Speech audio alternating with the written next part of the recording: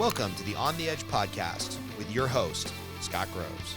All right, ending with the horrific story, the most horrific story that's ever happened in a club in the history of America. You should go back and listen to part one. If we're on to part two with crypto, the only thing more horrific than that story you just told about the club and the vodka bottle ending up in some guy's behind. Oh, horrible. Go back and watch the last podcast. The only thing more horrible than that is where do we put our money in the fourth quarter of 2022? Because crypto has taken an ass beating the last 6 months. People are very worried about property with interest rates literally doubling. I mean, I've been doing this for 22 years. I have mentors in the mortgage business that have been doing this for 40 years, and nobody has ever seen anything like this where interest rates doubled from an average of about 3% to now approaching 7% as we film this in September of 2022. I'm sure you've got some thoughts on crypto. The stock market feels expensive and unstable. You know, gold for some reason, even though gold is supposed to be an inflation or a hedge against inflation, gold is down like $200 an ounce. Europe looks like they're on the verge of some type of war with like no energy from Russia, and Russia still trying to take over Ukraine, and Ukraine fighting back and just kicking their ass, which nobody expected. So one, where do people put their money right now? And two, should any of it go into crypto? Oh boy. So we're talking about the macro, and I think that's important to start with because crypto is a risk-on asset still. It still hasn't been able to break out of this peg that's defined by the equities market. Although every few years or every cycle, crypto kind of builds this narrative of pegging to some sort of asset. The early days was oil, then it was gold, then it was the Dow. Now it's like the S&P. Eventually it'll be like the NASDAQ. And crypto has never been put through a macro tailwind of pretty much destruction across the world, right? We're at an all-time high of inflation. We have the war in Russia. The supply chain has been disrupted.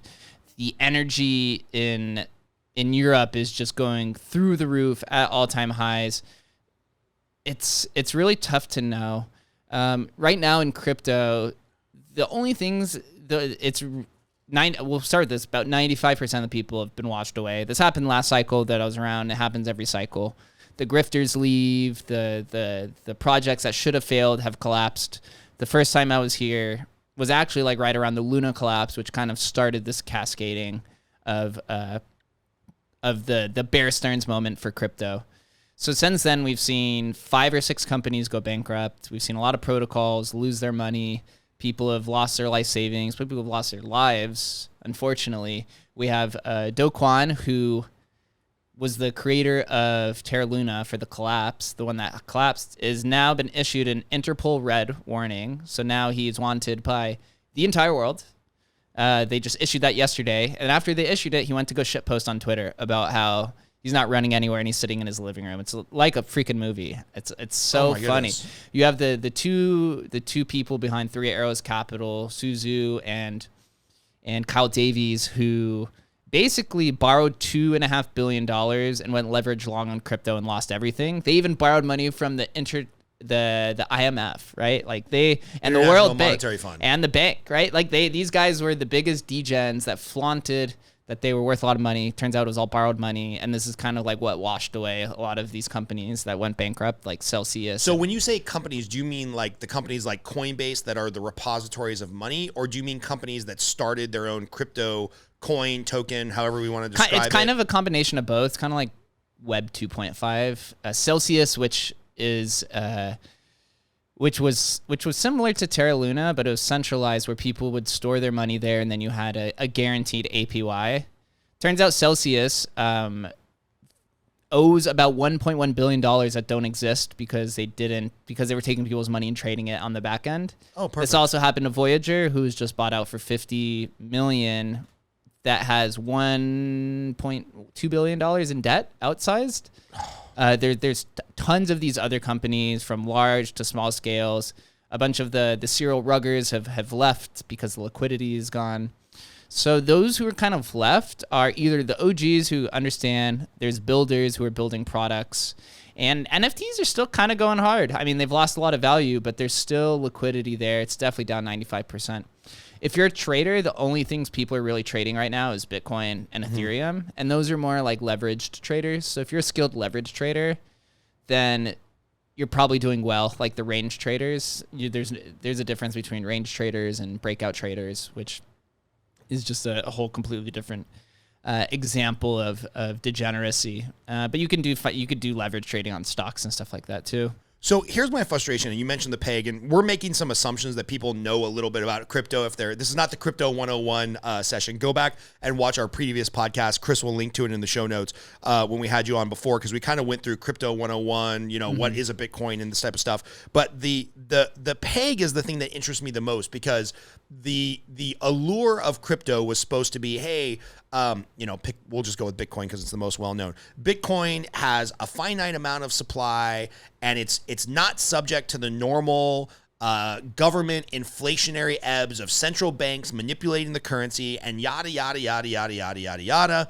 And then we come to find out that like the ebb and flow of Bitcoin and the value of a lot of these cryptos is very closely pegged to what's going on in the S&P 500, because of the fact that like the same institutional investors that are investing in the stock market and commodities and REITs and bonds, they're also investing in crypto. So they have their buy and sell triggers just like they do on the normal stock market. So this libertarian ideal, which is what I kind of buy into because that's my politics, this libertarian ideal of like, no, we're creating this new type of asset class that is not tied to other things. As a matter of fact, Scott, in your libertarian brain, if there is inflation and there is, an environment of fear in the, international unrest and economic policy, that's when crypto should be surging because everybody should be getting in. And that's all turned out to be basically bullshit, which I still have some crypto because I believe like any asset class out there, you should take a little bit of your money and invest in it. And we'll talk about Vault in a minute because I have a little bit of money, like $10,000 I can no longer access anymore. And so like that was the promise, but this current environment, let's say over the last year, 2022, we talked about, war, Russia, Ukraine, I think we can call it hyperinflation if it's 9% a month. We get to a point where it's like crypto's not delivering on the promise. So what went wrong? I think we found out that crypto is just narratives at this point. I think also just if you're looking at Bitcoin, Ethereum has massively outperformed it. And many people in the crypto space are beginning to lose a little bit of faith in Bitcoin because of this idea of like Bitcoin maximalism that surrounds it, which is the culture has become very predatory and very aggressive to anybody who uses anything outside of Bitcoin. And so Ethereum had just recently had the merge, which is probably one of the biggest technological feats in computer software history that just happened. Pretty much they just minimized their energy efficiency by 99.95%. They moved from the proof of work model, which is what Bitcoin runs on with the miners, to a proof of stake model, which is just like these coins exist. You take the coins, you put them into a staking contract, and that kind of secures the network. You can add some innovation and tokenomics and things around that, but I don't want to get too deep into that because that's I'm a shaking whole my head like I'm shaking my head as if I have any clue what you're talking about. So talk about the reverse merge or whatever it is of Ethereum as like, pretend like you're explaining it to my 6-year-old son because he's smarter than me at this point. He at least speaks 2 languages. Explain to me what happened with Ethereum in the last couple of days. So Ethereum was consuming, I didn't even know this, up to almost 0.5% of the world's power. And now they just minimize that by 99.95%, moving off of the proof of work model where there's miners and hardware and stuff like that. And miners, when you say that, these are people in their room. It's just specialized computers. Specialized computers, a room full of servers solving equations to basically... Warehouses full of servers just basically... solving equations to mine Ethereum. So to secure the network. Yeah. Okay, so if you have a network of servers, I can't even explain it. Pumping out these computations. In return, somebody is getting Ethereum, which is worth whatever, a couple $100 or a couple $1,000 per Ethereum coin. What's the price of Ethereum these days? Ethereum is now about 1,300 at the time of this recording. So now they removed that mining model and they moved to proof of stake, which is what all other popular cryptocurrencies exist on. The only thing was that, so after Vitalik created Ethereum, he put the white paper out in 2013, and then it launched in July of 2015.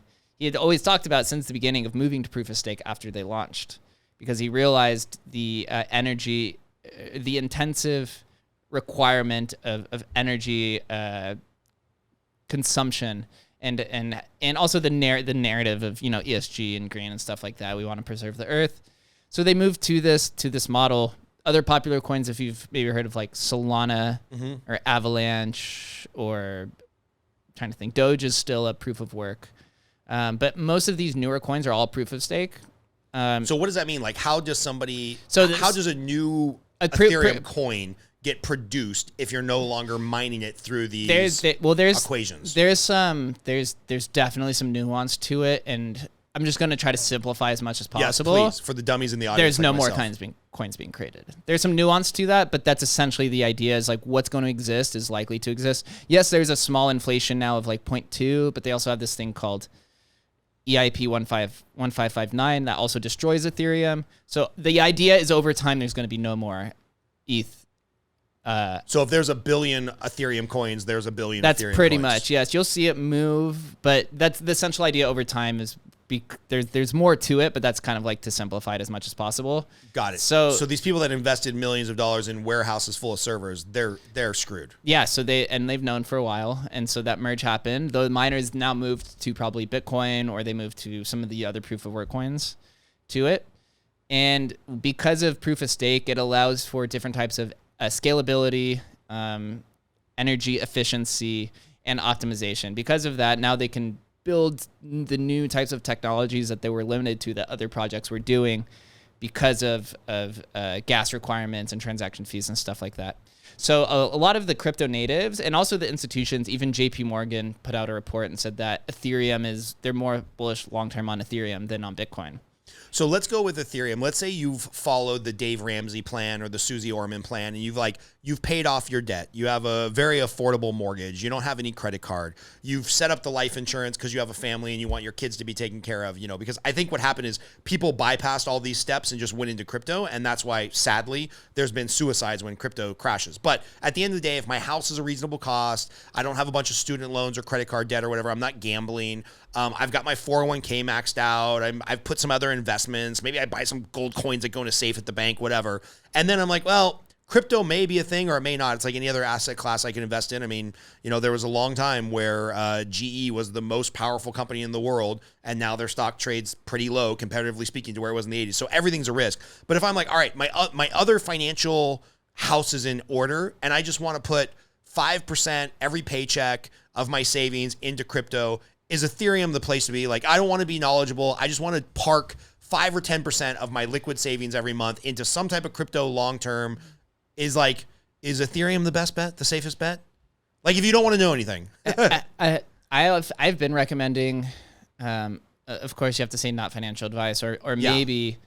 We're not financial advisors. We're just saying we're talking about Scott Groves. I've got $400 a month to put into crypto. That's my risk of ruin. If it goes to zero and I lose $5,000 a year, in 20 years it's worth not anywhere what I thought it should have been, and I'm going to kick myself in the ass and be like, I should have just put in the S&P 500, but it didn't ruin my life. Mm-hmm. And I just want to dollar cost average it in, kind of like you would a mutual fund. I have my girlfriend on the Bitcoin 50%, Ethereum 50% dollar cost averaging. If you want to be a little bit more risky, I think Solana probably has a lot of upside too, maybe even more than Ethereum. Okay. But those are the three I'd only recommend. Everything else is pretty much gambling, and even with those is still gambling. But this market right now is the dollar cost average market. What happened right now, last time in 2018, I started buying Bitcoin between 5,000 and 3,000. And I was aggressively buying as much as I could because I figured that was a bottom, but that's more from an advanced knowledge and understanding of the market. But to me, my hard cap was throughout when I got into crypto, late 2016, through up into about the pandemic, I was aggressively buying anything under 10,000 for Bitcoin. I said, if Bitcoin's under 10,000, I'm putting this much per month, and this is what I'm buying. We're getting near that range as well. So I think Bitcoin under 20K is extremely attractive. I think Ethereum down at this level, right, or even around 1,000 is like lifetime generational buy at that point. Solana, I'm unsure of too much, but I've been looking more into it. But most of the time, I spend most of my time in NFTs. I think the power of NFTs is favored by retail, and I think there's a lot more relation to it, right? Pictures, different in-game assets, right? Music, collectibles. Even Starbucks has just announced their NFT project, right? They're moving their entire reward system of 27 million people to NFTs. And it's not the NFT of, oh, is my Starbucks NFT going to go to $1 million? It's no, they're moving their rewards program to NFTs so that if you don't want to, if you have Starbucks rewards points, you could go sell them on the open market essentially, right? Interesting. But then also you could see everybody else's Starbucks NFT profile. And now if they have that, it's more transparent. And they also have the ability to airdrop other coupons to everybody, right? They could do that in their centralized system. But now if Starbucks sends everybody who signs up for their NFT program one free coffee that's redeemable at Starbucks, and those coupons are NFTs, I could go essentially sell that free coffee to somebody or send it or transfer it to somebody, which is not something that you could have done beforehand. So them coming out and doing this on Polygon, which is on top of Ethereum, I find to be the most impactful NFT or the most impactful corporation to move into NFTs yet, because of them coming out and pretty much eliminating any sort of speculation. And they're basically saying, like, this is going to be the most boring NFT project because all we're doing is we're just taking everything that we have existing and we're just moving it onto the blockchain for more transparency and to help the users, encourage the users to dabble more in their system. Of course, then if you let's say it's a free coffee, right? You could go sell it for $1 or $2. But now the users are spending more time on your reward system, and there's this and then eventually Starbucks is probably going to move into a tech company of some sort. And this is interesting to me because the big gripe about crypto is like, well, it will never be in a place where you can make $2, $3, $4, $5 transactions. Like maybe Bitcoin is a store of value, and if I need to transfer you $100,000 because you did this big project for me, that's probably a little easier than me going down to the bank and getting $100,000 in cash, right? So that kind of that evolution makes sense to me as like kind of groundbreaking. But if we just go back to Ethereum, I'm still thinking of Ethereum as like a currency. So I have 2 Ethereum and I want to buy this product and I give you 2 Ethereum and I get a product. But the way that you've just described it with Polygon sitting on top of it, I don't know what that is. It's a scaling solution. So basically it's on Ethereum, but you use Ethereum in the Polygon system and it eliminates transaction fees. So we know that the Ethereum transaction fees were $50 at one point. Now they're back down to like $1 or $2. If you go to Polygon, you essentially send, it's like a dApp, right? So if you went in the App Store on your phone, Polygon would be there. That's what the equivalent of this is. And it's a scaling solution until Ethereum can fix out the fees. And that's what the merge was to do. It won't completely eliminate fees, but it helps optimize for layer 2 scaling solutions like Polygon, like Arbitrum, and these few others that are building their own app stores to where there's no gas fees. So it makes it easier on the user. So when you're using Starbucks new NFT reward program, every transaction is going to be about a penny, right? There's still going to be some UI and some UX issues to solve, but the merge makes it easier for Polygon to optimize this. And that's why Starbucks decided to use Polygon, is because Ethereum's the #1 smart contract platform. So I've been thinking of Ethereum as a currency, but it sounds like the real win would be when Ethereum can be used as the operating system. Yes, that's exactly right.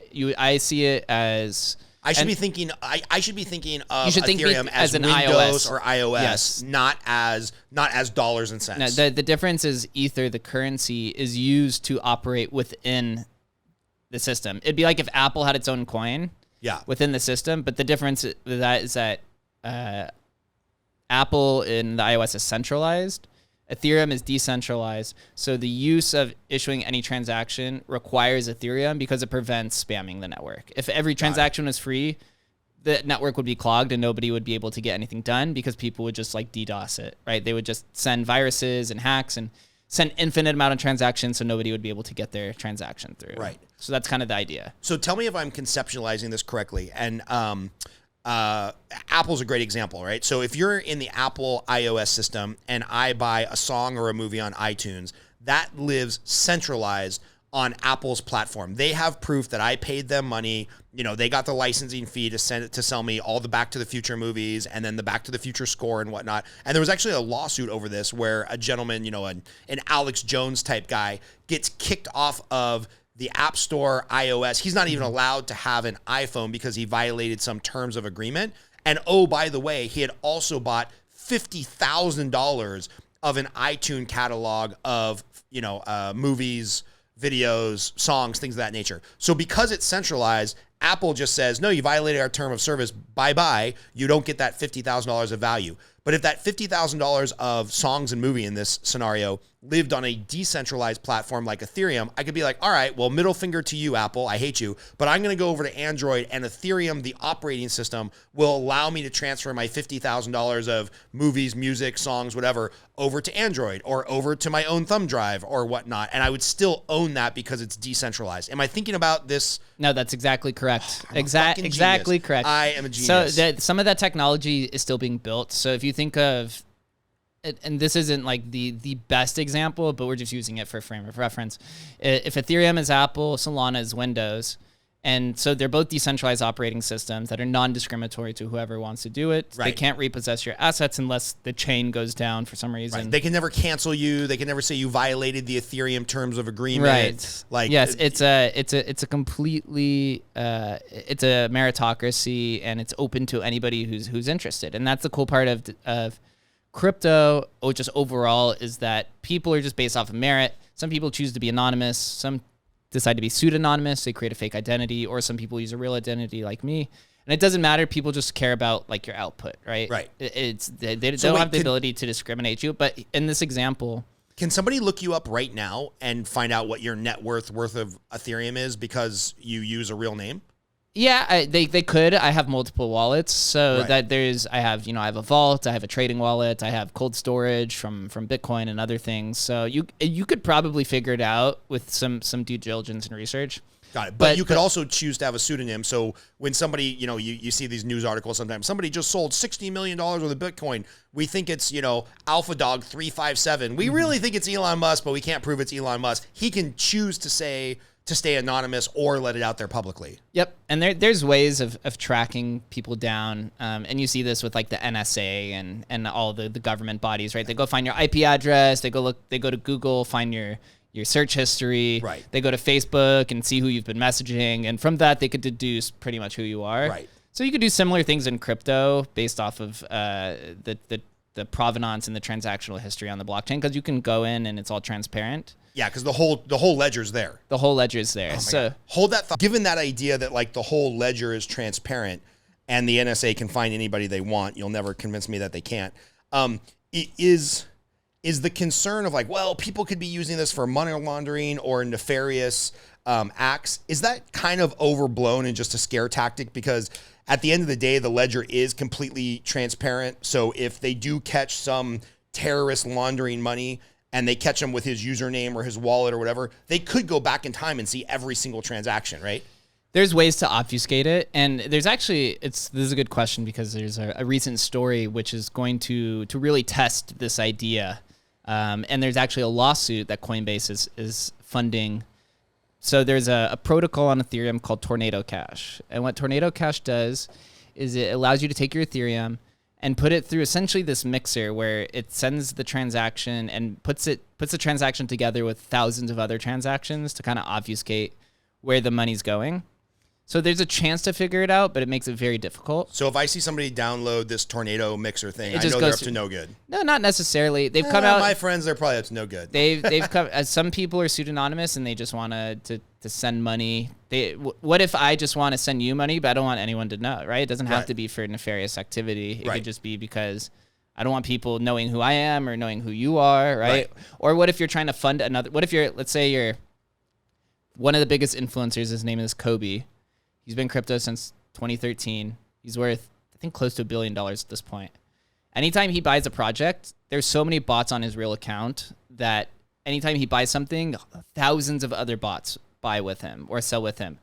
And he doesn't want to manipulate the market. So he takes money, sends it through Tornado Cash, and then goes and privately buys things. Got it. Because if he's investing, let's say he's investing in a new coin that he has faith in, he probably doesn't want it to go through the roof prematurely on speculation. So he kind of wants, like a venture capitalist, doesn't want people in the public to know when they're investing in company A versus a company only B. later down the road. Yeah. Right. Okay, this makes sense. So there's definitely honest. I think they came out and said that about 10 to 15% of Tornado Cash is actually from hackers and from nefarious activities. That 15% definitely leads to like billions of dollars. Right. So the FOMC, which was an organization I didn't even know existed in the government, it stands for like federal something. I don't know. It's something about communications. Check it out, Chris. Check out the FOMC. FOMC. Federal Office of, I'm going to go Mass Communication. They basically filed a lawsuit against Tornado Cash, which is a protocol. The Federal Open Market Committee. Oh, yeah. And they basically said that this is all used for money laundering, and they've now blacklisted it, and they say that any American who sends money through here could be jailed. And so a lot of people think this is a massive breach of privacy. The FOMC historically has never, ever blacklisted a technology. They've only blacklisted people and businesses. And so Coinbase and a handful of other people countersued the FOMC. And so now they're saying that their free speech is being violated because now you're not allowing them to use technology that exists in the open market. And so this is going to be a break. This will definitely be a monumental case once it's determined, and it'll probably take years to solve. But the fact that Coinbase came out and supported this after help working with regulators their entire time. We'll see what actually happens here. Yeah. We know that North Korea is behind the largest crypto hacking group. I forget the specific name, but they've stole close to $1 billion, and they've sent all of their money through Tornado Cash. But the majority of it has not been labeled as nefarious money laundering or extortive to terrorists or whatever they want to label it as.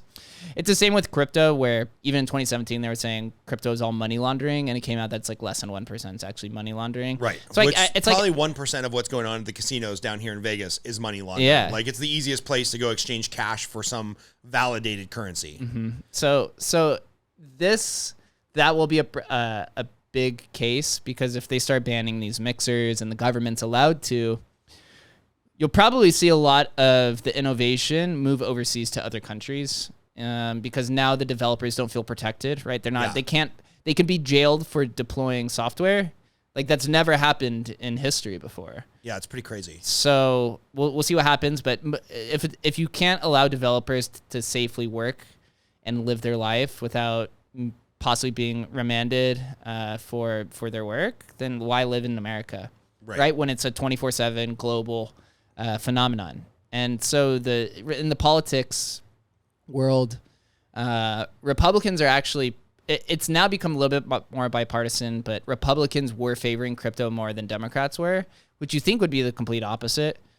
But now, why would you think that? Just out of curiosity, I have no opinion on this. I'm just wondering why you would think that. So Democrats, they're trying to. So crypto is, to me and most people, it's like one of the largest transfers of wealth in human history. Why would you want to prevent your people, who you represent as generally like the lower class, or at least that's how it's branded?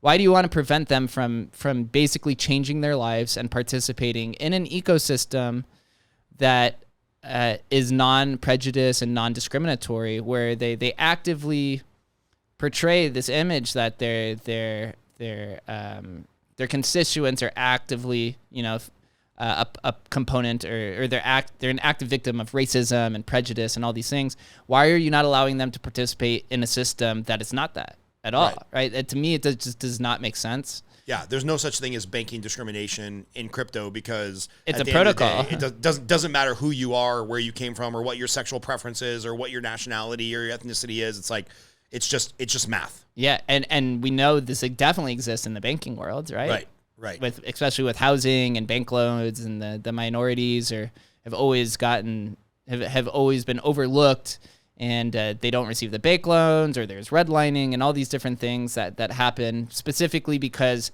the banks and the institutions are trying to work around the geographical areas of what might be considered like an impoverished area. Yeah. So to me, that just never really made sense. Now there's like a a bipartisan bill between some senators and Congress people, and now even this election cycle, there's many more crypto proponents who are receiving credit. Coinbase even launched a new thing on their platform that is now telling you, based off of the state that you live in, which candidates are crypto advocates, and then they give them a rating of A through F, which I don't know if I largely believe in that, but I do think that them becoming more political with backing this lawsuit of Tornado Cash, and then also now putting political ramifications on their platform, which apparently Uber had done this before as well. For sure. So they're following the Uber model, which I was not aware of.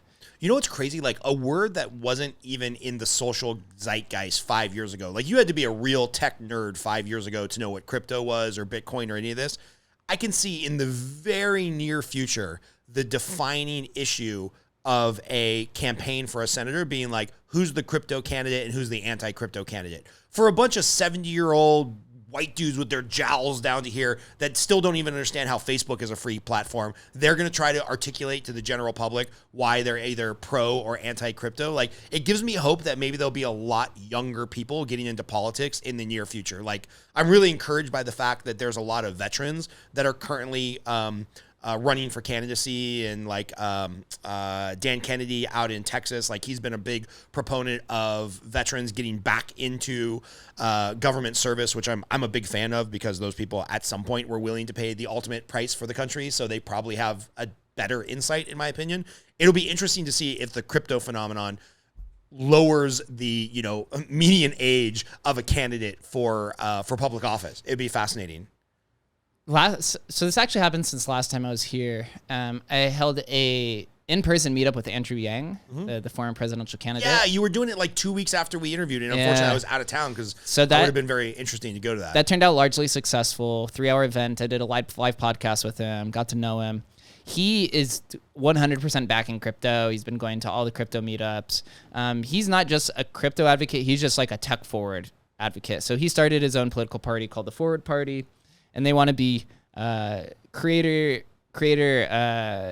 economy forward, tech forward, crypto forward. He wants to get the old people out of office, essentially, right? So actually here in Las Vegas, his party helped put on the ballot ranked choice voting and actually got it passed. So now it's going to be during the midterm elections here in a few months, it's going to be an actual ballot that you could vote on. That was from his Forward Party, because a lot of people believe in that. But during this meetup... Explain to people what ranked party voting is, because a lot of people, especially in two-party systems in their state legislature, won't know what that is. So ranked choice voting, essentially at the end of the day, is you have 5 or 6 candidates, and you can basically number them 1 through 5, and each vote has a certain number or value to it. I don't know those specific numbers. Yeah, so it's not binary win or lose. It's like, well, this is my first choice, and I guess if I got to vote for somebody in the other party, this is the least crazy conservative or the least crazy liberal, depending on which way you look at it. So you rank like you said, 1 through 5. And then, but there still has to be a majority or a certain amount. So then, let's say you go through 1 through 5, and 2 candidates have 30%, and everyone else has 10%.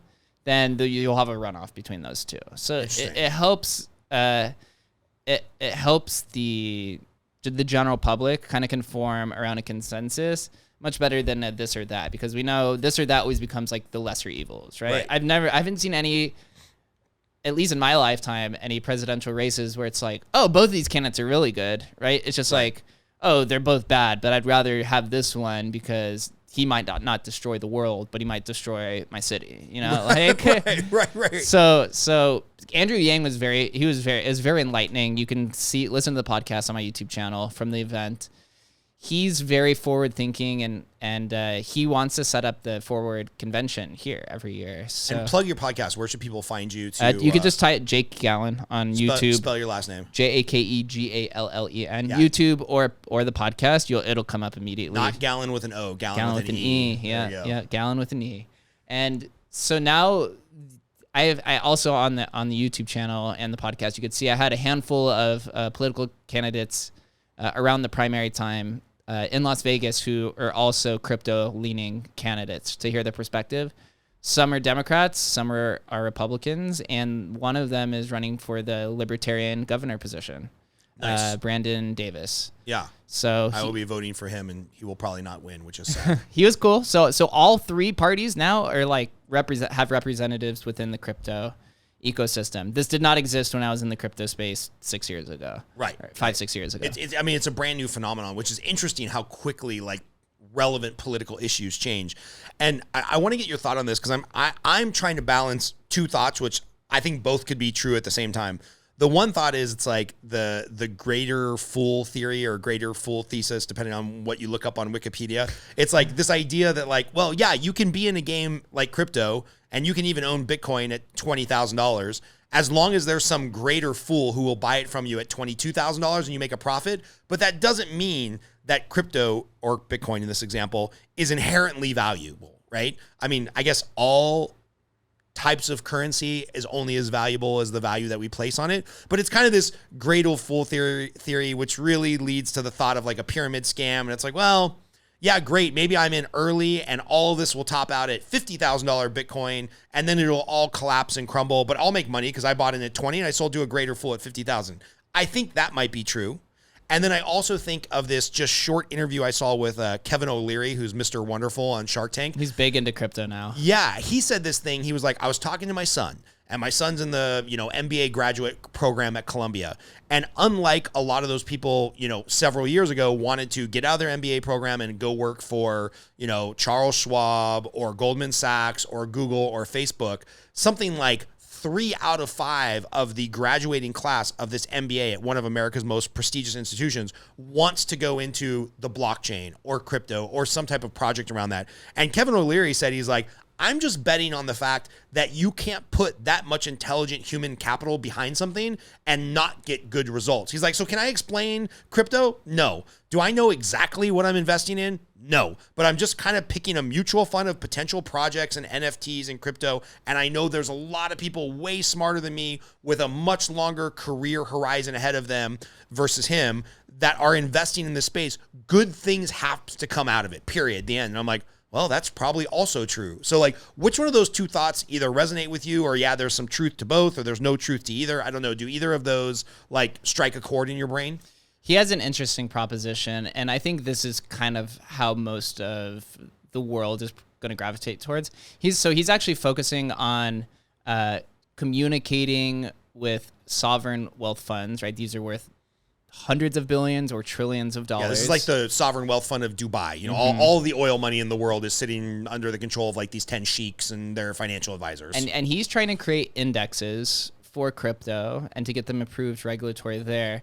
But they're all going to be leaning towards Bitcoin because Bitcoin is the most simplistic version of crypto, right? And most people who are listening, and you mentioned like when we were talking in the crypto podcast that you have a drop off because people don't understand it, they feel out of the loop. Most people are just going to use Bitcoin because it's simple, right? You understand it. It's like the version of gold. And then you go kind of digress more and more, right? You were able to understand now the kind of the metaphors for Ethereum and smart contracts and the examples. But now once you start moving into NFTs and these other things, if you can look past the financial component of the greater fool theory, because I don't necessarily think it is. It's similar to if you go to NFTs, for example, right? If you have somebody buying at a higher value and then a higher value as these like one-of-one assets, right? We'll use a Bored Ape, for example, right? Explain what a Bored Ape for people that don't know. Yeah, or it's just like this art collection that's become more of like a Supreme. You call it kind of like a Supreme brand, where if you own one of the NFTs, which is now worth like 100,000 or more, you get to be in this exclusive group of entrepreneurs and whole athletes and there's things that are happening. They're turning into a game, but that's kind of like the basic idea. It's a social circle that you buy into. It's like the Bored Ape is like you're buying a membership to this exclusive club, right? And people spend millions of dollars for certain clubs. Like how much is a golf club? You know what I mean? Like is a golf club a Ponzi, right?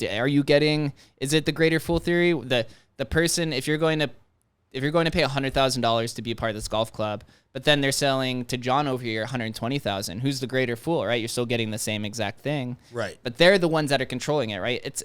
They have the centralized decision to lower or higher the price based off of how they see you. And we get back to the discrimination thing, right? Because like a private golf club can choose to let in whoever they want or whoever they don't want, whereas I could be a one-legged transvestite African American and buy a Bored Ape, and nobody knows the difference. Nope. You can't or discriminate no one against cares. me. Yeah, or no one even cares. If you put the money up, then you're good. Yeah. And so with the Bored Ape, right, essentially these are all memberships that have other additional utility on top of it. But now the person who owns the membership has the ability to sell it at whatever price that they want, right? I paid $100,000. I need to buy a house because whatever the reasons are, I'm starting a family, right? I could sell it for $200,000, but if I need that house immediately to put the down payment, I could sell it for $120,000, right? But if I'm going to pay for the golf club, I can't sell that membership, right? That's owned by whoever. But if I'm somebody who needs immediate liquidity, I could buy it for $100,000 and then sell it for $80,000, right? You're just like, I'll take the loss. I just need the money now for whatever reason it is. I need surgery or whatever. So it gives that kind of flexibility. So it's not necessarily always the greater fool. Of course, there's always going to be momentum swings of everything.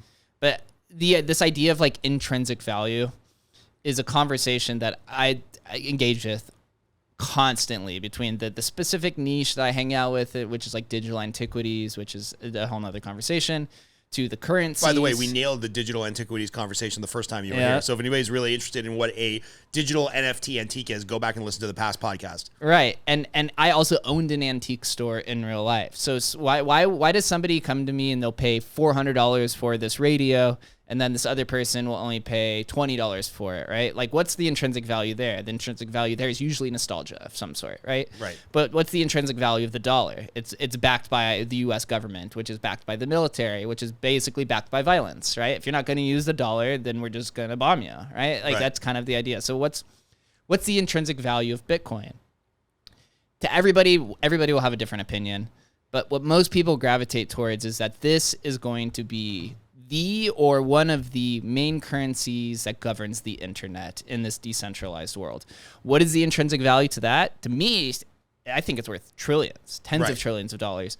Other people, maybe they haven't conformed around it, or they don't use the internet, so they don't really give a shit, right? So they're not going to pay $20,000 for a Bitcoin because they don't use the internet. They're like, I'll spend $5,000 on it. Right. So the greater fool theory, I think, is just a theory. Yes, in speculative hype bubbles, which we saw last year, which was a speculative hype bubble for everything, right? You had art was at an all-time high, stocks were at an all-time high, crypto, real estate, everything. Right? In real estate, who's the greater fool? My childhood best friend lived down the street from me for my entire life, right? His parents last year, as the market started picking up, they lived in this house for 30 years, sold their house for $330,000. The people who bought it 8 months later sold it for $440,000 and only lived in it, right? So who's the greater fool there, right? They could have held on more. So timing things is very tough. And as we've seen in real estate, that house that somebody just bought for $440 could be worth $290 in 2 years. I mean, that's what happened after 2008. So I don't think anybody was talking about people buying a house. You know, there was intrinsic problems with the market and underwriting quality and loan quality, but nobody called the homeowners, for the most part, hey, you idiot, why did you buy a house for $500,000 when you knew in 3 years you could get it for $300,000? Like, nobody really went that far. So this is one of the reasons why I hang out in NFTs the most. Yes, there's always, I think there's a greater fool theory in everything depending on who's on the other side, right? Is it grandma? Is it grandma that's there? Is it your best friend? Is it a multi-billionaire? Who knows? Everyone ascribes value in a different way, but NFTs relate to so many different things. As we mentioned, it could be gaming, music, antiques, metaverse land, games, right? There's the Starbucks reward system, memberships, access. So there's intrinsic value there depending on the community that you want to partake in, how valuable you think that community is, and how interested you are in that certain sector of it. Yeah. I owned an antique store, so I tend to ascribe more value to older assets because there's some reason I'm just so inclined to like the story behind the beginnings of history of like different sectors of it. So that's what got me in Web 2, which is the real world, and then in Web 3. A lot of people outside of the historical NFT community, that's what it's called, write it off. They don't like it. It's a smaller community, but is actively growing, where most people who like hype marketing, you could even call this greater fool theory. The people who look at Supreme. I think Supreme's a greater fool theory. Why would I pay $200 for a balloon that says Supreme on it, right? Or a Right. bar of soap for $50 that has Supreme engraved Or a in it. T-shirt that's for $500. Yeah, Doesn't make right? sense. To me, it doesn't make sense. To everyone else, they fucking love it, If right? Ed Hardy taught us nothing, is that in about 10 years, somebody wearing an Ed Hardy t-shirt or now a Supreme t-shirt 10 years from now walking around Vegas will kind of be laughed at. Like, old man, put your hair plugs and your Rolex away. Like, Ed Hardy is not cool as of like 10 years ago. So Right. So there's always going to be a degree of greater fool theory. But what the internet is also revolutionizing is this idea that a self-sustaining economy can exist with only a few thousand participants spread across the world as long as the right individuals corral it. Bored Apes is now, there's about 50,000, 100,000 NFTs within their ecosystem. And everything in the ecosystem is very valuable, right? And many people are making livings and riches and also getting wrecked just participating in this one ecosystem of maybe 50,000 people, maybe 20,000 people, right? That this kind of thing has never existed in the world, just being in this ecosystem. The historical NFT community that I partake in, I've lived off of this net worth that I've created from it for 2 years in an ecosystem that's maybe a few thousand people. wow. And so, like, who's really the greater fool, right? We're all making money together. Right. Now, I look like the greater fool for working in the mortgage industry because, like, applications are way down. I have no control over interest rates and available properties and velocity of transactions. That completely defines how much money I can make, right? So, maybe I'm the greater fool. I don't know. Crypto, don't get me wrong, crypto has tons of scams. There's tons of Ponzi's. But a lot of things are Ponzi's, right? If you look at the social security system, that is like one of the biggest Ponzi's that exist in the real world. There's trillions of dollars in there that is going to collapse. Everyone knows it's going to collapse. It's like your sons are paying for your grandmother, but we know by the time that we reach social security, this isn't going to exist because of the dwindle. Like, it's financially unsustainable. Right. So who's the greater fool here? I have to pay into a system that I'm never going to be able to take part of. Right. So. Totally. So since the first time we talked, now I see like these use cases for NFTs everywhere, or Google's showing them to me on my, suggested feed on my Google browser. I saw for the first time ever Super Bowl tickets. Obviously you get your Super Bowl ticket and they would send you out some commemorative package or whatever. And now Super Bowl tickets have been digitized. And if you bought, row M, seat 1 through 5 for your family to go to the Super Bowl, you now have a digital NFT that says you were at the Super Bowl. Why does that matter? How could that be valuable? Well, first, if we're just talking NFL specifically, but also just like clubs and communities, there's always going to be the insane fans of every community, whether I love the NFL or I've been drinking Coca-Cola my whole life. How many people collect Coca-Cola fridges and Coca-Cola clocks and Coca-Cola this and that, right? That don't even make sense. It's the same thing with the NFL, but some people, they want to have that digital companion. Artists in the NFT space are doing this where they create the NFT and also the physical piece, and you get both, right? There's all kinds of use cases. For the art, it's probably like, hey, I want to put this digital art of the NFT in my real house, but also in my metaverse room of some sort, right? There's the flexing component to it, right? I was at this Super Bowl, but the cool thing is that if it's actually issued by the NFL, now the NFL has a direct access, or they can directly verify the holders of this NFL token. So let's say they gave this NFT out to all 60,000 people who attend the Super Bowl, right? They could theoretically create another NFT that gives them direct access to buying next year's Super Bowl at a discount, right? They're like, if you hold this NFT, you get first access to buy the Super Bowl ticket. And you have to have this NFT in your wallet. And they can do something called token gated, where you can't access that registry unless the NFT is there. And so what is that worth on the open market, right? If you get direct access to the Super Bowl. Yeah, if you get first right of refusal for 50-yard line, 5th row, seat 1, if you have that for the rest of your life, theoretically, and you have first right of refusal, you still have to pay for the ticket, right? The NFL is still getting their ticket price. They're still probably getting some commission if you sell that NFT to somebody else to have the rights for that. But this gets into like some crazy haves and have-nots, right? Like, we could get to a point in the future where nobody could buy a ticket to the Super Bowl unless you have that $50,000, $500,000 NFT. Like, it's kind of crazy, right? Right. And then the NFL could tie a royalty 1%. So every time that that right of refusal for all 60,000 tickets. They get a 1%, right? This is where you get into the, again, greater fool theory, speculation, whatever. What is that worth? If I don't watch football, I probably don't give a shit. Maybe I'm rich and I just want to go to the Super Bowl once, so I'm going to buy that from them, and then I'll sell it at a later date. I'm somebody who's like, I'm going to go to the Super Bowl every year. I'll pay $1 million for this, right? Because I know the Super Bowl. I love football. I think the Patriots are going to go to every Super Bowl. So this is kind of like my way to get closer to the team. Or I'm just an investor and I'm like, hey, I know this is going to appreciate every year, and I'm going to hold on to this. And I will, my top line, I've ran the analytical models, and I will pay top notch $120,000, nothing more, but I'll pay less for it, right? Because I know over 10 years, I can buy the ticket, sell it for $8,000 and make my money back in 10 years, right? So there's so many different ways to look at it. But the NFL, as you mentioned, is still making money, and then they're also making royalties on that sale. So it's just the NFT allows, it opens up or unlocks so much value that hasn't existed to secondary markets. When you think of a secondary market, you're thinking traditionally of tickets, right? Then shoes kind of became like the top secondary market.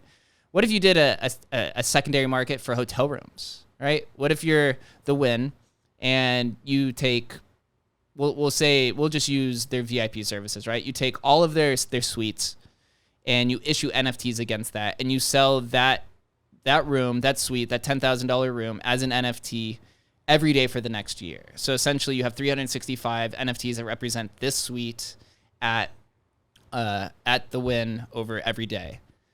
Now you allow investors to come in, buy the room up, and then maybe sell it at a later date, right? But then now the hotel room is that now having the room sold every day, right? So you get they're having their issue solved. You allow the secondary market. The issue with this then does become, and people have brought this up, that now you're kind of commoditizing everything, and then you kind of are going to only further increase the wealth gap, right? Yeah. But then it also gives those who are in the lower class who maybe just see the opportunity, right? Like they're like, oh, they're trying to do this with music NFTs, right? So, I see this independent artist who lives in my city. He's issuing his song as an NFT, which equals 10% income revenue off of the song throughout his career. That person then becomes Kanye West, and now you just got one of his first songs and you own 10% of it, right? And now you've made probably a lot of money off of that. And they didn't need much money to buy into it, but they had the foresight because they were around the area and they liked it, right? So there's all these cool dynamics and opportunities. That's why I do think it's the greatest transfer of wealth in human history through the different like tokenized systems, NFTs or fungible tokens, which is just all the cryptocurrencies. And fungible tokens is basically all the dollar systems that exist. Yen, pound, dollar. It's just irreplaceable money within each other. Yeah. So that's like, once you start speculating on this, you're like, holy crap, like this could be crazy. But there can be some stark implications on this as well. So it's just tied. Is it the greater fool theory? Is it revolutionary? Could it be both? Could it be both? Is this the 0 to 1 Peter Thiel type moment that everyone says, right? Bitcoin was kind of 0 to 1. You had the iPhone was 0 to 1. It's like these technologies vastly improve society. They improve innovation, the progression of human civilization. Are NFTs one of these 0 to 1, or is it the greater fool theory? And I think in early days of any technology, everyone always thinks it's going to be the greater fool theory. Look at like the .com bubble of 2001. Pets.com was like the most valuable company at one point in time, went under. Amazon depreciated 99% stock value during the .com bubble. And now it's the most valuable company in the world.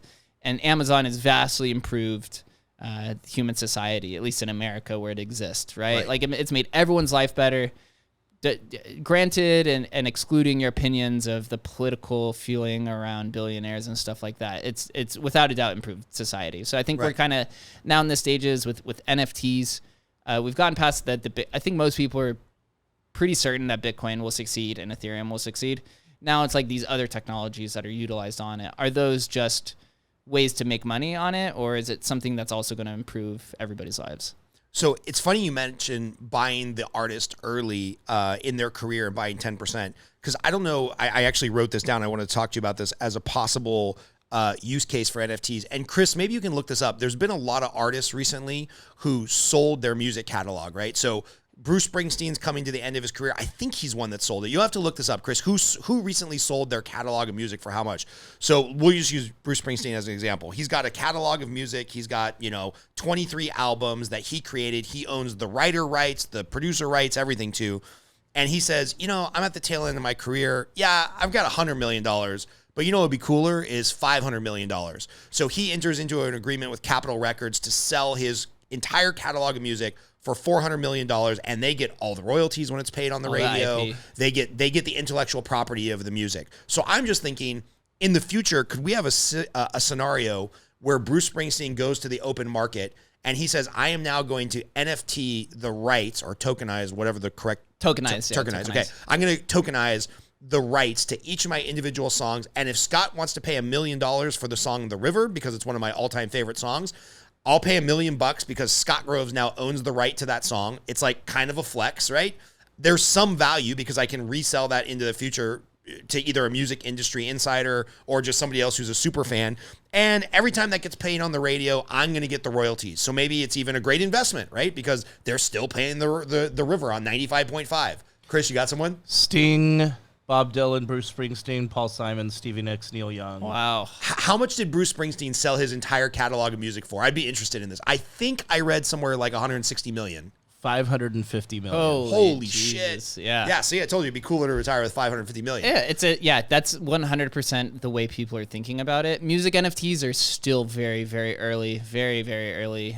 There's a bunch of different use cases for it. There are coming into legal troubles, and from what I've seen so far, it's much easier to create music and tokenize it than it is to retroactively do it because of the contracts and the payouts, contracts and the agency and stuff like that. So Blau, who lives here in Las Vegas with Royal, that he's like one of the leaders in music NFTs, and he's just doing it right now through royalties of Apple Music and Spotify, which doesn't really pay much. I own one of his worst case NFTs, which is his first song, and I see historical value between it and stuff, but it pays me like literally 50 cents a week or something. But the idea is that over time, this song can be used in a movie, and then the holders of the NFT vote on it, and then the contract, if it's used in a movie, they send the money to the smart contract, and it gets evenly distributed between all the NFT holders of the song, right? But you could see a future where if this stuff existed in the 60s and, John Lennon gets shot and the Beatles are like, you know what, we're going to break up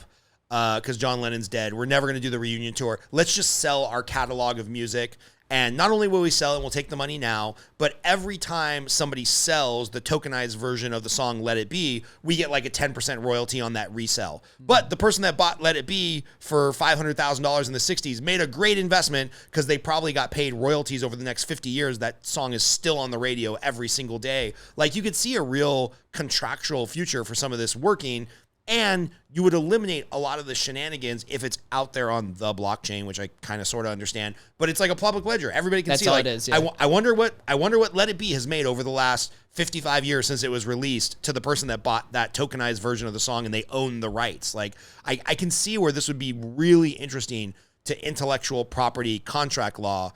It's just, damn, dude, you have to have a real sturdy foundation before you start dealing with intellectual property. And they're working on it. This is one of the reasons, actually, IP is one of the reasons why the Bored Apes blew up so much, is they weren't the first, but they were the first to popularize the idea of granting IP commercial rights to the owner of the Bored Ape. So there's people who own their Bored Ape, which it just looks like a monkey version of a person with some traits. Some of those individuals have taken that image and went and somebody created Bored and Hungry, a restaurant down in LA. Somebody made a Bored and something coffee company, or coffee. And so these people are taking the IP and starting to license it out to other companies. And so that's still very early days of that experimentation, but that's all it is right now, is experimentation. Over the next probably year, this crypto bear market's probably going to last another year at least.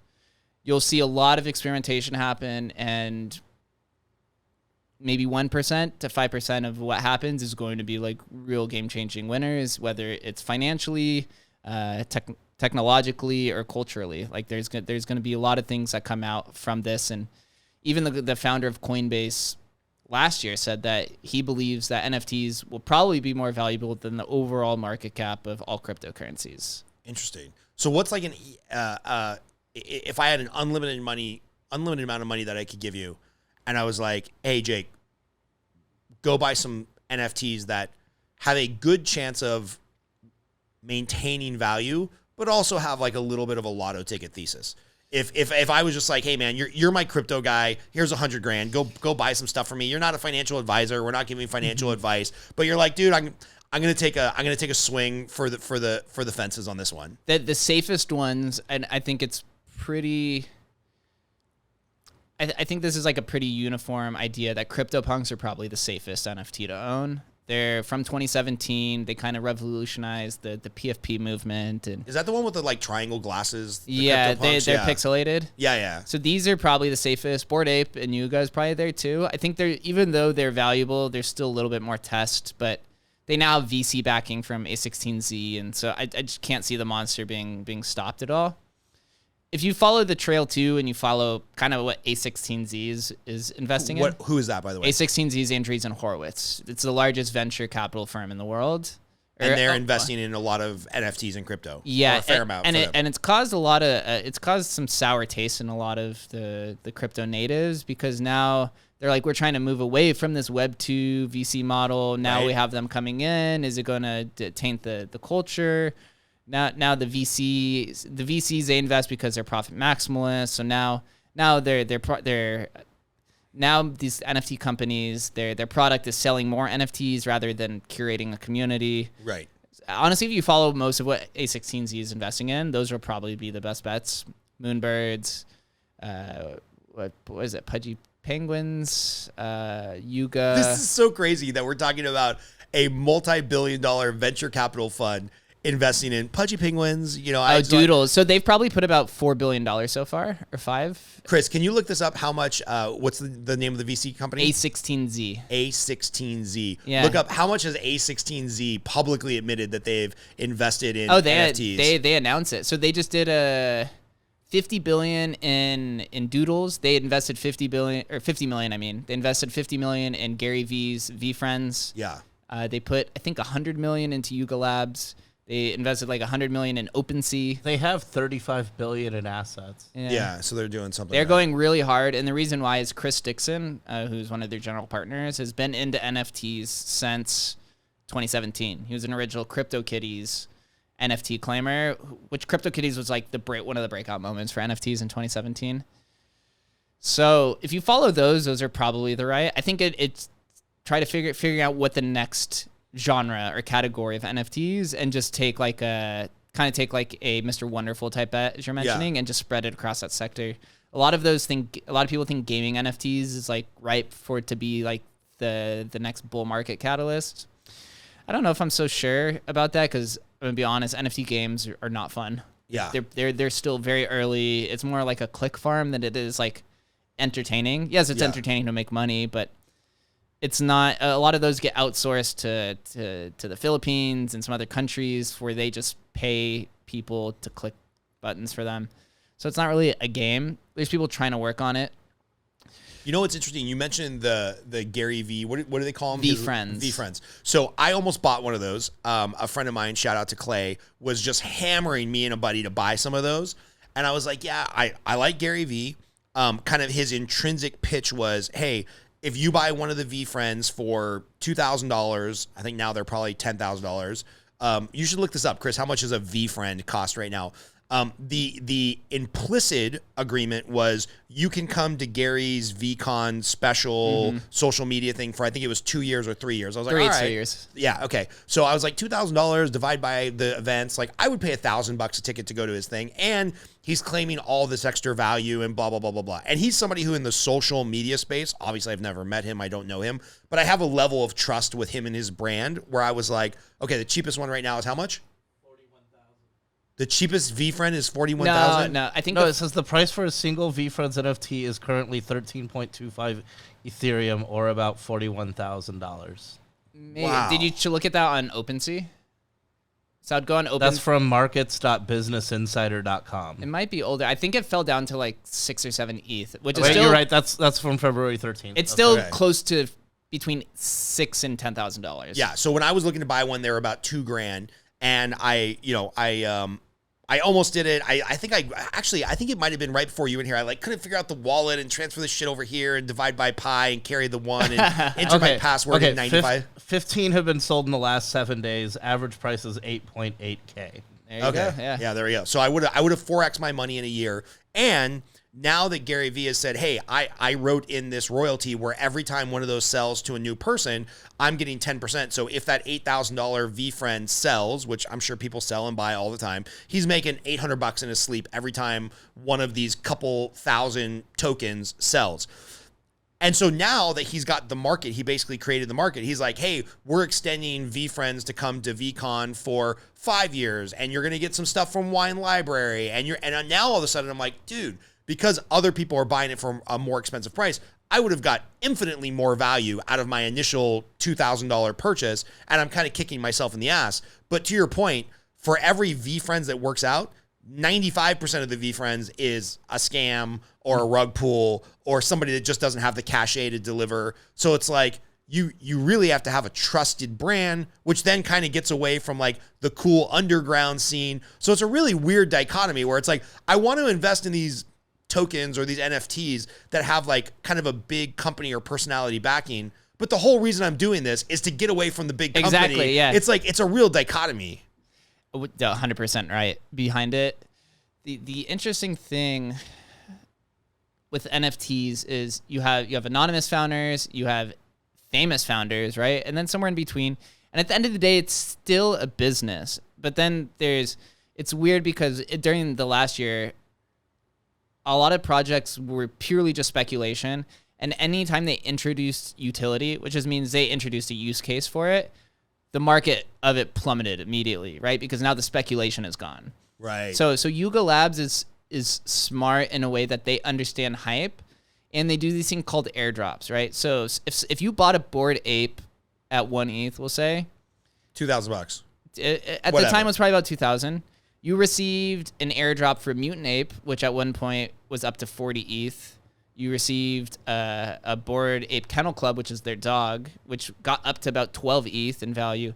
And you got airdropped in Other Side Land, which has gone anywhere from 4 ETH to 400 ETH, depending on the rarity. So if you were an early adopter, your initial couple $1,000 investment has probably netted you $100,000 plus. They did the math, and if you bought a Bored Ape early, it was the best returning asset in the last like 20 years. Wow. And this is all from never having to sell either, right? So the people who sold are kicking themselves. And what they're doing is all these pieces, the Bored Ape, the Mutant Ape, the dog, the Other Side Land, they're all building a game, and all of these are going to be used in the game. That the game is supposedly supposed to be profitable based off of the dynamics that they do with some sort of like play-to-earn mechanic, where the more you play based off of the strategy and the storyline and stuff like that, you're going to be able to make money just playing this video game. And you can only play the game, obviously, if you hold one of the tokens. Yes. Yeah. So they're smart because they methodically launch these airdrops, right? So just if you're an owner, you get... Explain an airdrop. Yeah, you just could drop something for free. It's like so if you have a Bored Ape in your wallet, just one day they have an airdrop. They basically take what's called a snapshot, which basically means they take a picture of everyone owning a Bored Ape's wallet at some point in time. And then you just wake up and you have the Mutant Ape in your wallet, right? So there's a little bit of nuance to it, of course, but that's the most simplistic version. Yeah, there's like a rewards program. They're like, hey, thanks for being a founder. This is exactly what Starbucks is going to do, right? So, and then once Starbucks does it successfully, I think most people probably won't even realize at some point, and the hope is that you won't realize within the near future, maybe 5 years, that it's even an NFT, right? It's just it's part of your app. A blockchain is essentially just a decentralized Google spreadsheet, right? You could go in and you can audit the entire history. Anyone can. Most people probably don't care, but if you need to go in there for some reason to look, you can. Yeah. And so with the airdrops and the utility, right, to bring it all the way back to like the Vegas idea, right? You have somebody who comes in and spends $100,000 at your nightclub, right? You drop them an NFT to say, hey, you're the $100,000 spender, right? You get this commemorative token. And as long as you hold this, you may receive some future utility to it.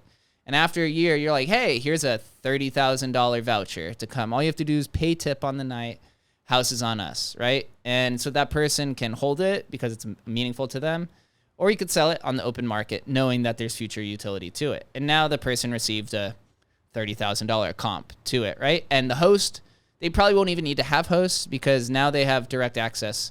Not access, they can directly verify who owns it and just send whoever owns that token, right? The commemorative token of a $100,000 spending at the nightclub with whatever reward that they want in the future. Right. I keep thinking of, the way to make money off this is basically finding an asset that's underpriced, which is all investment, right? Whether you're buying a stock because you think it's going to go up in value, or it's going to pay some dividend over its lifetime. And I keep thinking of Mark Cuban kind of broke this system when he first sold his company and he went to American Airlines. You used to be able to go to American Airlines, and for $250,000, they would give you a ticket anywhere in the world, no blackouts for the rest of your life, first class, guaranteed. And so he's like, yeah, the very first thing I did before I could afford a private jet was I went and bought 2 of these tickets for me and my wife, and we abused American Airlines. Like we flew millions of dollars of flights, and now you can't buy these tickets anymore because it's like basically if you just substitute his name on a ledger somewhere at American Airlines for an NFT that allowed him to fly first class anywhere, anytime for the rest of his life. When he bought it I think he sold in like 2001, 2000, something like that. Because I remember listening to UCLA football games on his service when I was in the Army, because you couldn't get UCLA football games at Fort Riley, Kansas. When he sold that, he went and he bought an underpriced asset, right? So kind of identifying, and I'm guessing this is how you spend most of your time, trying to identify undervalued NFT assets. Like, what are you looking for when you're, hey, you just mentioned you've lived off of this wealth that you've created in NFTs, and I know you're not a real extravagant guy. You didn't pull up in a, Lamborghini Gallardo, but you're making a pretty good living for yourself identifying NFTs and living off this ecosystem. Like, where are you assessing undervalued assets? NFTs, it's tough because it's more of a cultural phenomenon at this point in time than it is a technological phenomenon. So when you're identifying new projects, you have to, since some teams are anonymous, you kind of have to come to some sort of consensus through Twitter, because that's where all the communications happen. That scares the shit out of me right there. Like, I just have no interest in being on Twitter. I'm pretty much only, I have all accounts, but I haven't posted on Instagram in like a month. I'm always on Twitter posting. So you have to kind of have your own value system of like, okay, once an asset gets past this price or it's up this many percentage points, I'm not buying until it comes down. I put it on my watch list. I'm definitely guilty of this, of chasing the pump in NFTs. And the NFTs take much longer to get back to a certain high than cryptocurrencies do. Because there's so much social capital that's tied to it as well. Is this influencer shilling it? Is that influencer getting paid behind the scenes? Is he credible? And then like what the project is it a PFP, right? Is it a piece of art? Is it a gaming asset? Is a team introducing something unique culturally, technologically, artistically? Does it speak to me? Do I just like the way that it looks? How many tokens are in the supply? So there's so many metrics to go through. Right. Some people just literally trade, and it's going to sound so dumb. They're like, I literally just trade vibes. They literally just trade how Twitter is reacting to a project going off. And a lot of people have made a ton of money doing that. And NFTs have created so many new positions because of how unique it is. There's a new trend called director of vibes, which a team will hire somebody to literally just do what's called shit posting, which is you're basically just creating a comedic relief on Twitter because everyone's so serious. Right. And you pertain it to a way to your project that people like it. And you have this director of vibes, so he engages with the community, but he also is part of the project, which then if people like him, they buy your project because it's a community. And that's there's a lot of unique positions that have come about just because of NFTs and everything. At the end of the day, I would say, and I say this pretty seriously, that at the end of the day, I think the most important value metric is the community. Is the community toxic? Do you go in there and are you attacked aggressively for having an opposing opinion? Are they talking about the value of an asset? Often those are two like huge red flags.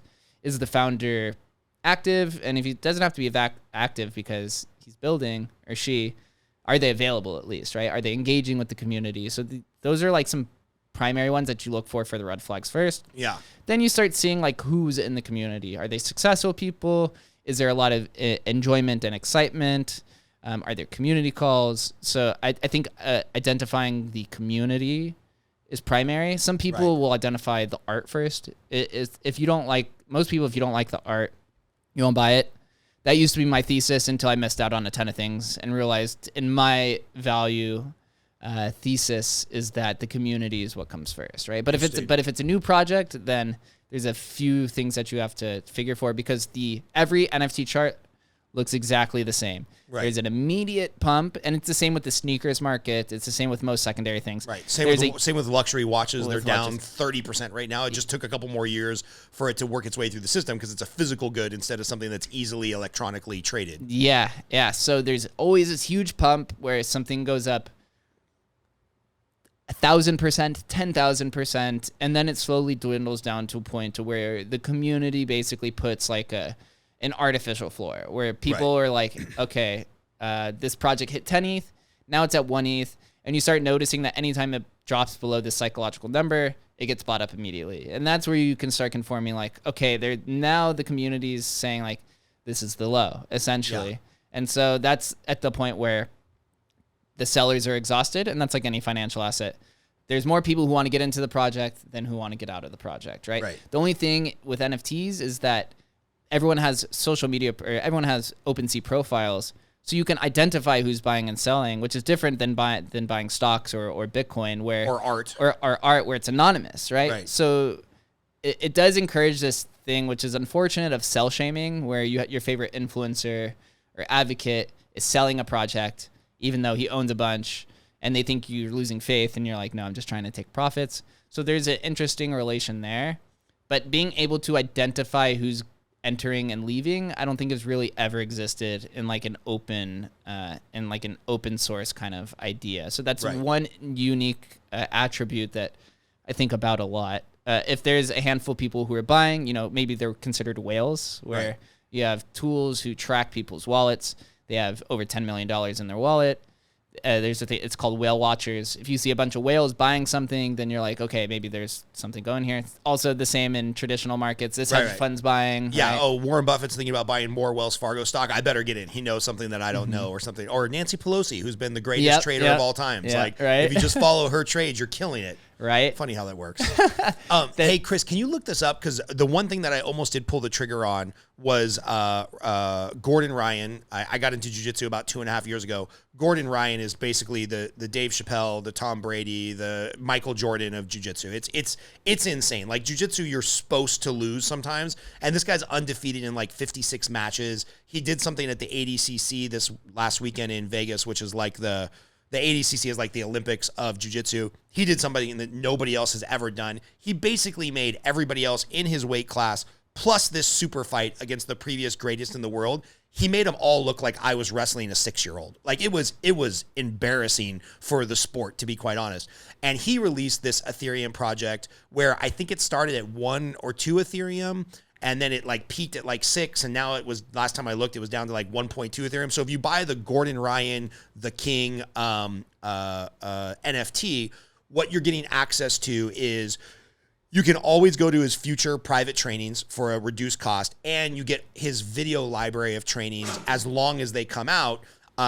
You get them for free forever. And so it was kind of weird because like he was having these stomach problems and he was having some medical problems. And I'm like, well, is he going to come out with one more video tutorial for $59 that I just effectively bought for $2,000? Or does this guy have a 20-year career ahead of him of being the best? And I will want every tutorial video he ever comes out with. So I'm interested. This is why I want Chris to look it up. Now that he's won ADCC and cemented himself as like the best ever in this community of jiu-jitsu players, is it worth more or less? So what's it worth today, Chris, if you want to buy a Gordon Ryan Ethereum project? It's probably fallen through the roof at this point. A lot of NFTs are down like 90%. I'm still looking, but they started at 1 Ethereum.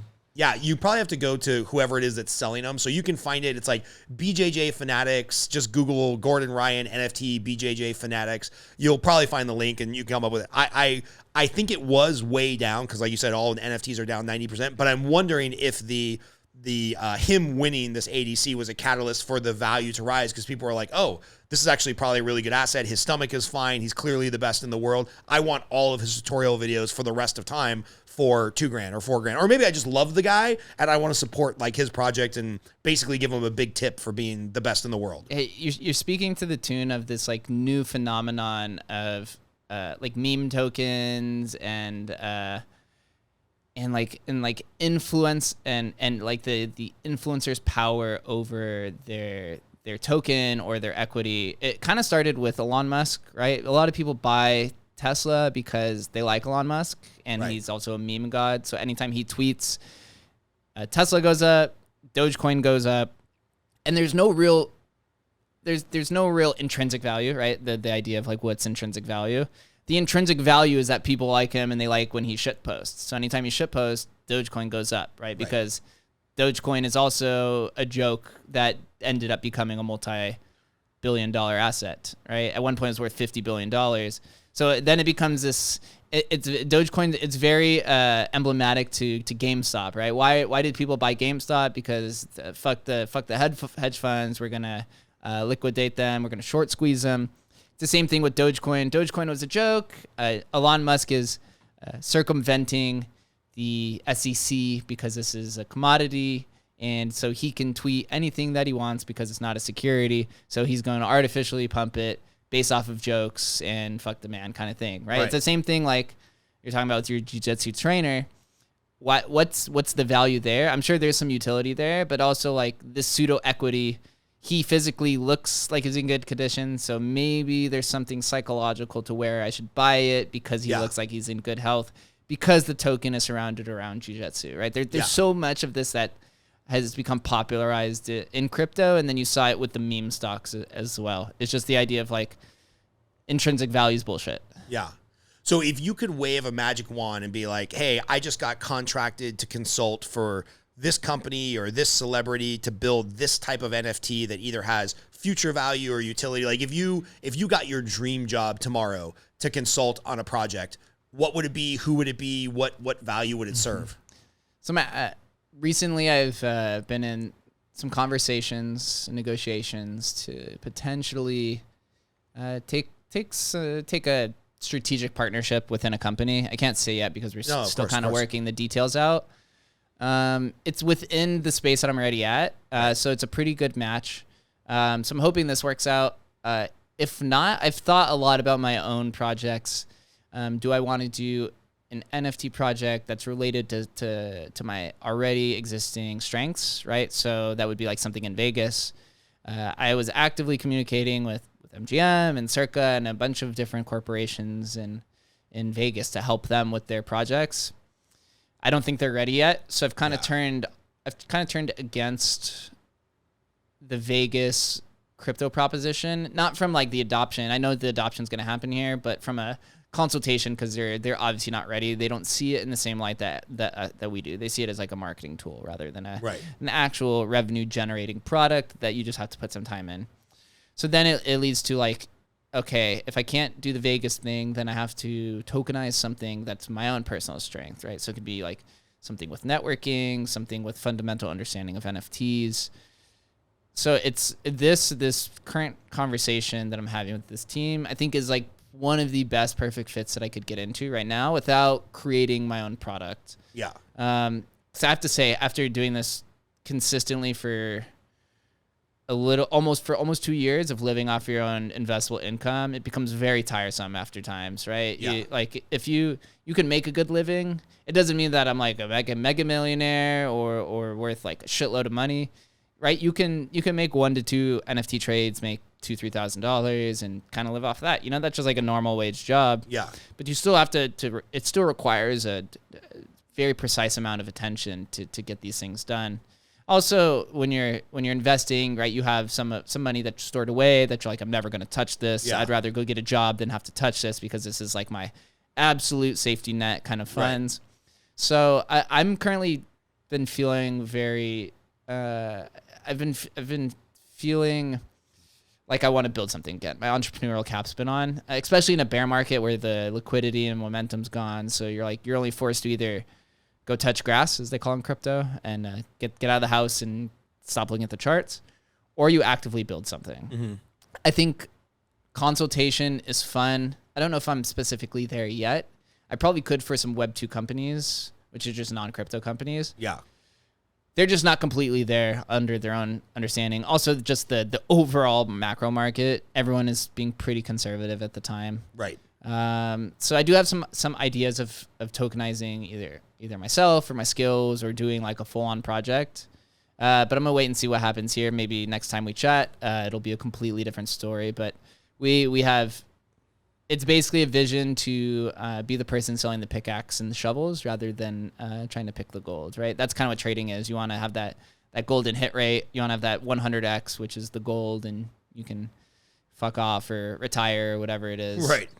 I would rather be the person who builds in a bear market for a year and then puts a product out that just creates revenue, and eventually, whether it becomes acquired or just the income of it is so large that you just enjoy it, is kind of like the mentality that I'm in right now. Yeah. And by the way, perfect mindset for it, right? Because like in the last bear market, 2008 to 2010 or 11, that's when some great companies were born.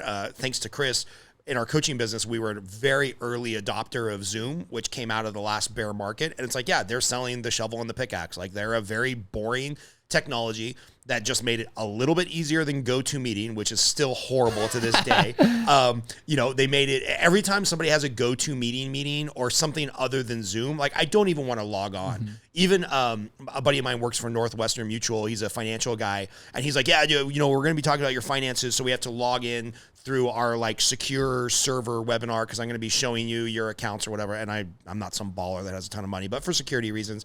And then I'm like, wait a minute, this is a Zoom meeting.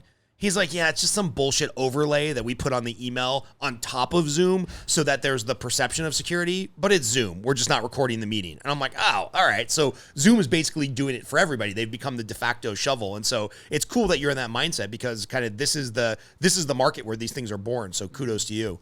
I've got to come up with like new questions for our repeat guests to close out on. I usually ask favorite movie, but we already got that out of you. So I'm going to go with this, either favorite band, song, or concert you've ever attended.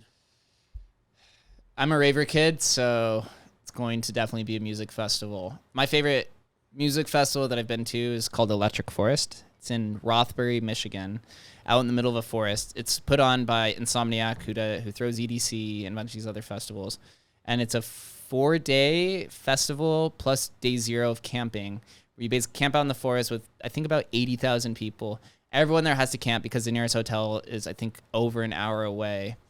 And it's just 5 days of really good electronic music. They have bands. The festival is inside the forest, so people are putting different types of luggage, or not luggage. People are setting up like beds and chairs and hammocks like in the trees inside the stage, and it's just like it's such a good time. It was very euphoric for 5 days. And they also changed the inside too. We found this, like, they had this secret bar that you like knock on a tree, they open it, you crawl into it, and there's a bar there. And then we tried to go the next day and it was like not there. So they do all kinds of weird psychedelic, mind-altering kind of like gimmicks in there too that kind of really mess with your head. So that's fun. And then of course the basic ones, Coachella is always a good time, EDC is always a good time, Groove Cruise. I love that. What's the one in the forest? Electric Forest. It's once a year. I think they do 2 weekends now. It's towards the end of July. I love it. It's such a blast. All of the DJs are usually camping too, because they'll play multiple days, or they're in like the VIP area, but they'll come out to the campsites, which is literally like 50,000 people, and they'll go to people's campsites and start getting on the decks, or they'll bring their saxophone or their instruments. And when I went, there's this famous DJ that plays a saxophone called Grizz, and he ended up at like 3 a.m. just playing like 2 campsites down to us, and there was like 100 people there, and it was such a good time. So that like there's that like randomness element too, that you could be just partying with all kinds of people. And it's similar like that with Groove Cruise, which is just like like a Norwegian or a Carnival cruise line that they put eight EDM stages for, and it's 3 to 4 days. And it's a combination of spring break because all the hotel rooms are open, but then it's 24/7, and you have 8 different rooms that you could go DJ in. All of the DJs are staying in hotel rooms, right, because you're in international waters. So the DJs are kind of walking around partying with people, going into hotel rooms. And yeah, it's I like that like randomness element to it, where it's a little bit different from EDC. You kind of know, same with Coachella, you go in, you kind of know what's going to happen. There's not too much randomness to it.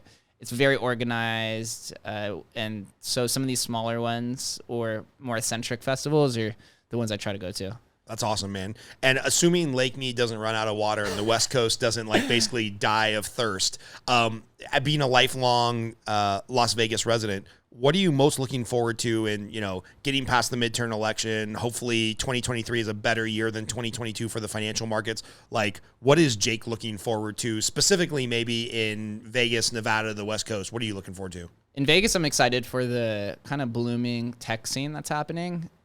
Tony Hsieh, who is the founder of Zappos, unfortunately died a few years ago, RIP. He tried to start this tech movement in the early to mid 2000s when he moved Zappos down here. He started the Downtown Project, began the VC culture, and spent $250 million of his own money to kind of revitalize the Downtown Project. The tech scene died out. I think most people can agree he was just a little bit too early for the time, right? It was all before like the iPhone was coming out in the early stages. Now, over the last year and a half, there's a huge crypto community out here. We have now Tech Alley, which just serves so many tech companies that are out here, and now Blackfire and UNLV has begun to build on their 144-acre property over in the Southwest area to make it a tech hub. So there's now active movement from the private level, from the public level of UNLV, the public level of the city of Las Vegas, the private institutions, corporations, and all the entrepreneurs. It's really, really getting big relative to the Vegas population size. But that's what I'm most excited for, because it doesn't seem like this one's going to fizzle out. It seems like it's only going to continue to grow, especially because we have the Raiders moving here, right? The A's are coming here next. Then we're going to have the NBA team, convention. It's like a real city. It's not just the Strip. Yeah, conventions. Vegas is going to be the number one convention spot, right? The clubs are still there. I think they're past their peak now at this point. So now we're going to have whatever the next iteration of Vegas is going to be. And with all the wealth that's moved here, as you know, this is working in real estate. You have celebrities, you have hedge fund owners, you have content creators, crypto people, tech entrepreneurs. Everyone's moving out here, and it seems like now the city is ripe to finally get to have the ability to bridge off of tourism, which the pandemic showed definitely wasn't ready. Right, 30% unemployment, highest in the country. But now looking at it, almost over 2 years later, that it's probably about time for this to happen. So that's what I'm most excited to see over the next decade. Love it, man. Well, I appreciate you being on. Maybe you'll be our first three-peat guest. Woo, let's go. Yeah, when you sign your contract with this partnership that you're looking at, we'll have you back in to talk about that, man. Hell yeah, let's do it. I appreciate the opportunity. Thanks for being on, man.